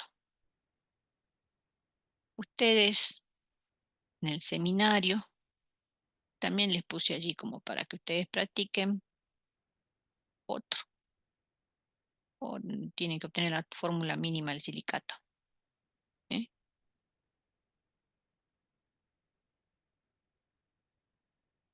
Así que tienen para distraerse. Este tipo de ejercicio se los tomo en el parcial porque vieron que es muy sencillo, es fácil de hacer. ¿Mm? ¿Alguna pregunta? Después lo que nos está faltando acá eso sería todo del grupo 14, seminario. Tienen acá ya ejercicios para eh, practicar. Estoy en el punto 14, graficar los distintos silicatos, polimorfismo de la sílice, que es el último esquema que hemos visto, y como punto 15, diagrama de Purvé. De esto yo les voy a pasar el apuntecito, pero les voy a explicar ahora a grandes rasgos lo que es un diagrama de Purvé. ¿Alguna pregunta de lo que hemos visto? Profe, para las cargas era lo mismo que el oxígeno, si está no, si está compartido no se cuenta, Si se está compartido, no tiene carga, no tiene carga. Ah, bien. ¿sí? Y recuerden que los oxígenos que están siendo compartidos por dos tetraedros y queda dentro de mi selección, se cuenta entero. Pero si el oxígeno pertenece al tetraedro que está dentro de mi selección y a un tetraedro que está fuera de mi selección, solo vale medio cuando lo cuento. Acuérdense de eso nada más, para contar bien los oxígenos. ¿Mm?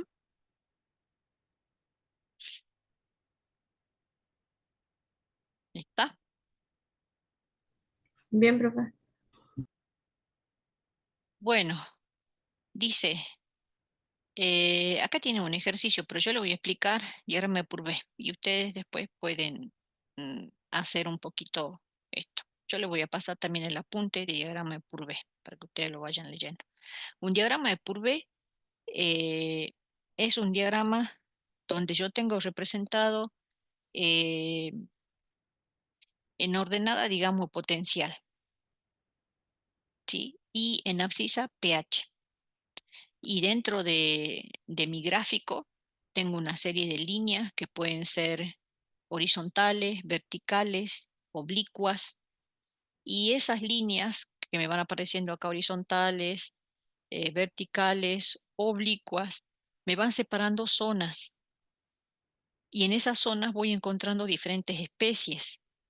Esas especies, como estos diagramas son para determinado elemento, me van apareciendo en esas zonas los iones o compuestos neutros o el metal que forma ese elemento en cuestión para el cual está hecho el diagrama. Entonces, este, por ejemplo, es un diagrama de Purvé para el estaño. Entonces, me están apareciendo especies, ya sean neutras o iónicas, que tienen estaño. Eh, este tipo de diagrama es más bien termodinámico, tiene que ver con la termodinámica y no con la cinética. ¿Por qué hablo de cinética? Porque, por ejemplo, lo que me muestra un diagrama de Purvé son zonas en donde es diferente la estabilidad de estos compuestos o especies del elemento en estudio. Y quiere decir que voy a tener más posibilidad de tener a esa especie como estable en la zona donde me está apareciendo, para esas condiciones de pH y de potencial. ¿Mm? Ahora, ¿para qué se usa un diagrama de Purvé? Como estamos hablando de estabilidad de estas especies, se usa sobre todo para estudiar los procesos de corrosión. Cuando yo tengo, en el caso de los metales, especies que ya están apareciendo en forma de anión o catión, quiere decir que ha habido un proceso de corrosión, o sea, de oxidación. Cuando yo lo tengo en estado de oxidación cero, está reducido, o sea, ahí no hay corrosión.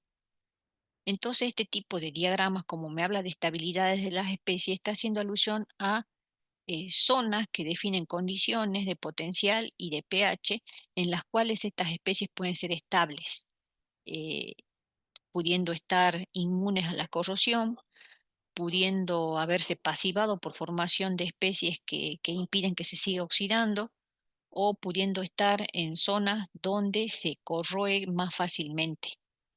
Entonces sirven estos diagramas para establecer mecanismos para proteger, analizando las condiciones en las que puedo tener más protegida a la especie de la corrosión.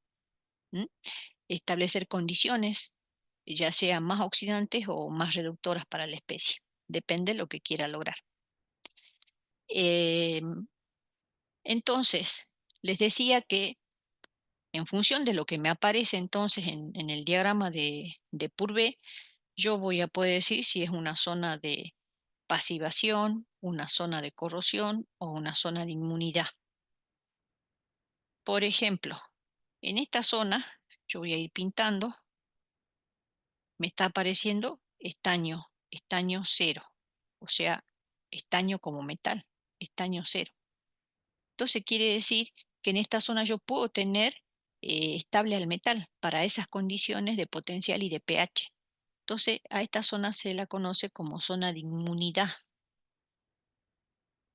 En esas condiciones de potencial y pH yo lo tengo bien estable al metal. ¿Mm?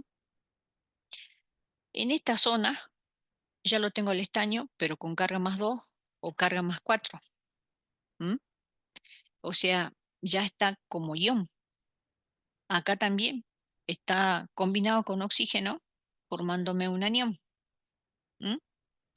Cuando ya me aparece ese elemento en estudio formando aniones o cationes, quiere decir que ha habido un proceso de corrosión. Entonces lo voy a pintar en rojo. Esta zona donde a mí me aparece el elemento formando cationes o aniones son zonas donde ha habido corrosión. Entonces esa es zona de corrosión. En rojo, para no escribirlo ahí, voy a poner así. Esa es la zona de corrosión.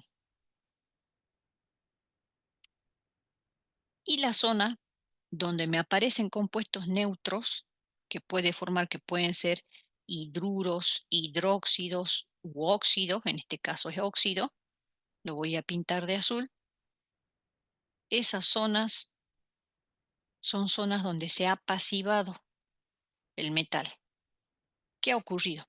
Lo que ha ocurrido es que en la superficie del metal, en esas condiciones de potencial y de pH, se forma una capa de ese compuesto, en este caso sería de óxido de estaño, que evita que siga tomando contacto con el oxígeno, con el agua, con ese ambiente oxidante y se oxide. Entonces ese compuesto que se le ha formado superficialmente lo protege de la oxidación. Como lo protege de la oxidación, se dice que se ha pasivado. Entonces esa zona se llama zona de pasivación. Pasivación porque está como protegido, pasivación, está protegido de la corrosión. ¿Mm? Ahora una característica, en este diagrama sobre todo. Fíjense en que en la zona de corrosión me están apareciendo cationes y aniones. Cuando ocurre eso, me está diciendo que este metal puede tener comportamiento anfótero, porque hay tanto cationes como aniones. Cuando no es anfótero, no me suele aparecer aniones y cationes, sino que me aparece un solo tipo de ion, no los dos. Cuando me aparecen tanto cationes como aniones, es anfótero. O sea, es un metal que tiene posibilidad de formar compuestos que tienen comportamiento anfótero. Bueno, eso en cuanto a las zonas. Después hay unas líneas punteadas que las voy a remarcar acá con amarillo o negro, mejor las resalto. Estas, miren. Esas. Ven que hay una franja que aparece o que debería estar dibujada siempre en los diagramas de Purvé. Esta zona comprendida entre esas dos franjas, que la voy a pintar de amarillo, ay no, de amarillo no, de verde, porque ya la tengo pintado de amarillo otra zona.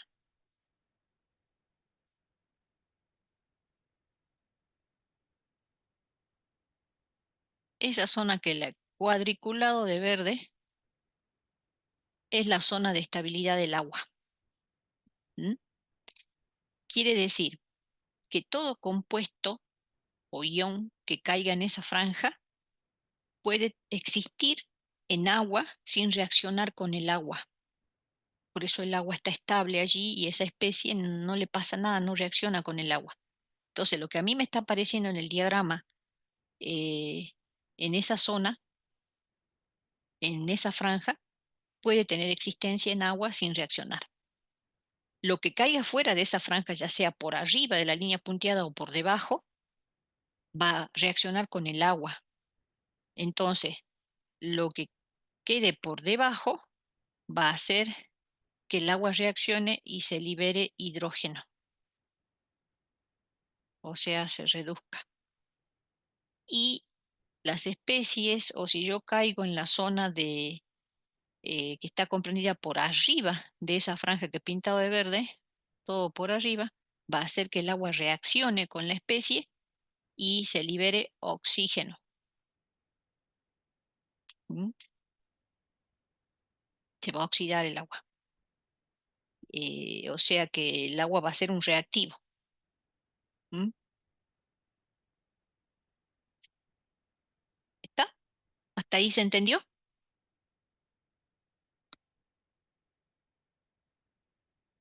¿Se entendió, chicos? Sí, profe.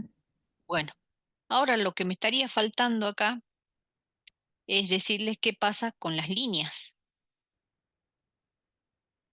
Bueno, las líneas, les decía entonces que hay líneas horizontales.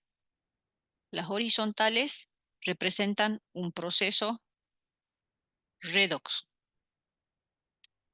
Y eso me doy cuenta si miro qué hay arriba y qué hay abajo. Abajo hay estaño 0 y arriba hay estaño +2. Tengo diferente estado de oxidación, o sea que acá ha habido un proceso redox. Siempre que yo tenga líneas horizontales voy a tener la especie en distintos estados de oxidación, o sea que para que yo pueda pasar de una zona a la otra, tiene que darse un proceso redox.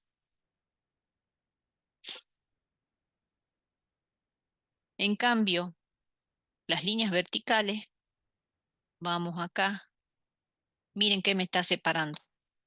En este lado tengo esto, estaño +4, +4, así, ¿sí? Y de este lado tengo dióxido de estaño, pero ¿en qué estado de oxidación está acá? En el dióxido de estaño, ¿en qué estado de oxidación está el estaño? ¿Mm? ¿En qué estado de oxidación está? +4. +4, o sea acá que también lo tengo en +4, ¿sí?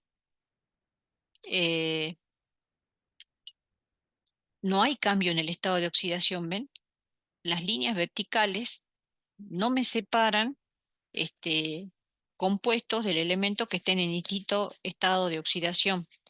Entonces, ahí no hay un proceso redox, pero sí, fíjense en que las condiciones de pH son las mismas en las que puede existir estaño +4 o dióxido de estaño, son las mismas, abajo está el pH.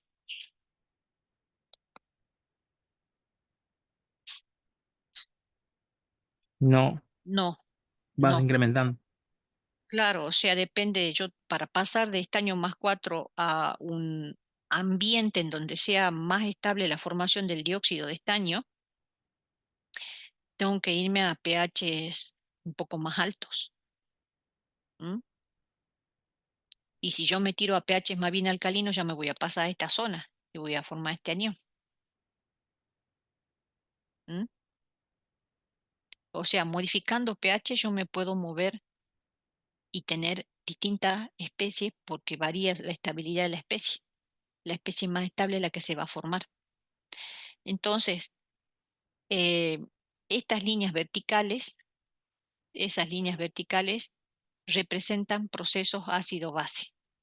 Entonces, estas representan procesos ácido-base porque justamente ahí no hay cambio en estado de oxidación, no es un proceso redox, sino que está habiendo modificaciones de pH. ¿M? Allí estoy llevando a cabo un proceso ácido-base. Y ahora veamos em, las líneas oblicuas. Por ejemplo, veamos esta. ¿Qué especie me está separando? Estaño 0 y acá el dióxido de estaño que está acá con estado de oxidación +4. ¿Qué podemos decir?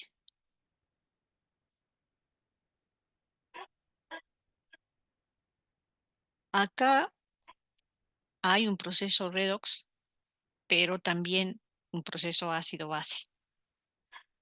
Yo no puedo pasar así porque sí de estaño a dióxido de estaño. Solamente por modificación del estado de oxidación, no, porque si no formaría estaño más 2 o estaño más 4, pero no dióxido de estaño. También tengo que jugar con la acidez o basicidad del medio. Entonces, este tipo de procesos es un proceso mixto. Quiere decir que combina proceso redox con proceso ácido-base. Eso cuando tengo líneas oblicuas. ¿Mm? ¿Está claro?